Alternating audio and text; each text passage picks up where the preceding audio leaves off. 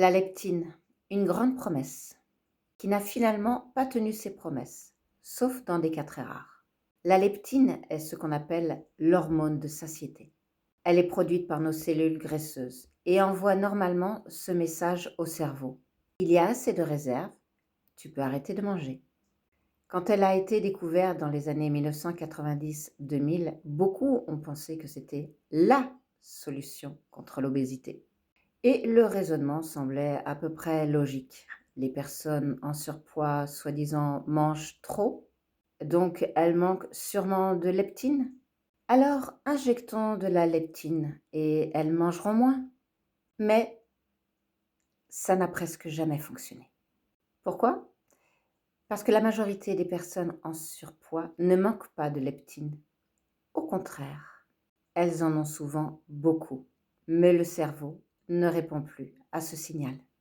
Et c'est ce qu'on appelle la résistance à la leptine. Oui, exactement comme la résistance à l'insuline, la résistance à la dopamine ou certains dérèglements liés au stress chronique. Le problème n'est donc toujours pas un manque d'hormones, mais le fait que le corps et le cerveau n'écoutent plus correctement les signaux. Alors, quelles ont été les conséquences des injections de leptine?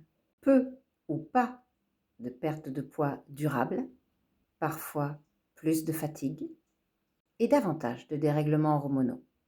Aujourd'hui, la leptine injectable n'est utilisée que dans des cas génétiques extrêmement rares. Et cela nous amène à une réflexion essentielle. Très souvent, le problème n'est pas le manque d'hormones, mais la résistance créée par le stress chronique, l'inflammation, les dérèglements alimentaires, les restrictions répétées et la surcharge du système. Le corps ne fonctionne jamais contre nous. Il essaie de s'adapter et de survivre, c'est-à-dire qu'à chaque seconde, il fait le meilleur pour toi. La science aujourd'hui s'oriente de plus en plus vers une autre approche, beaucoup plus respectueuse et beaucoup plus naturelle, il était temps, qui passe par restaurer la sensibilité hormonale, calmer l'inflammation, réduire le stress métabolique, rétablir la sécurité dans le corps et réapprendre à écouter les vrais signaux de faim et de satiété. Et honnêtement, comprendre ceci permet vraiment parfois de sortir de la culpabilité. Donc le corps, il n'est pas cassé, il parle simplement un langage qu'on a oublié d'écouter. Si cette vidéo te parle, surtout, partage-la à une femme qui a besoin de rétablir un bon contact avec son corps. Et si tu souhaites aller plus loin dans la perte de poids, tu peux aller faire mon bilan métabolique dans ma bio. Il y a un lien.